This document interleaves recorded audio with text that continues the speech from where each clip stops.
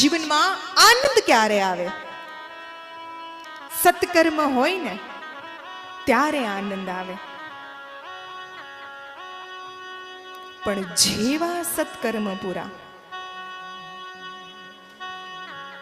જેવા સત્કર્મ પૂરા અને પછી દુઃખની ધારા ચાલુ થાય ને, એટલે જેટલો જેટલો જીવનમાં આનંદ છે ને, સામે એટલો જ સત્કર્મનો નાશ છે. કારણ કે સત્કર્મનું બેંક બેલેન્સ ભેગું કર્યું છે, માટે જીવનમાં આનંદ છે. સત્કર્મનું બેંક બેલેન્સ ભેગું કર્યું છે, માટે જીવનમાં આનંદ છે. પણ જો સત્કર્મ નહીં હોય તો જીવનમાં ક્ષણ માત્ર એ આનંદ નથી. સત્કર્મ કરીએ તો પ્રભુને પામીએ. બે ઘડી ક્યારેક પ્રભુમાં ચિત્ત લગાડ્યું હોય તો આ અંતર આત્માને આનંદ મળે.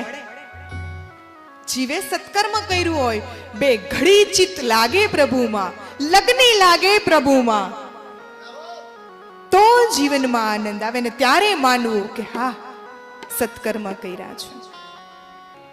બાકી સત્કર્મ ખૂટવા લાગશે એટલે આપોઆપ આનંદ ઓછો થવા લાગશે. અને જ્યારે આનંદ ઓછો થવા લાગે ને ત્યારે યાદ રાખજો મારા વાલા કે ક્યાંક ને ક્યાંક પ્રભુ ભૂલાઈ જાય છે.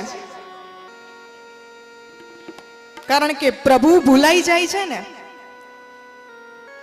પ્રભુ ભૂલાઈ જાય છે ને એટલે જ આનંદ નાશ પામે છે. બાકી જેના હૃદય કમળમાં આપ શ્રી ઠાકોરજી બિરાજતા હોય, પૂર્ણ પુરુષોત્તમ બિરાજતા હોય, એને મન તો આઠે પૌર આનંદ હોય, ક્ષણે ક્ષણ આનંદ હોય. એને મન દુઃખની એક ઘડીએ ના હોય.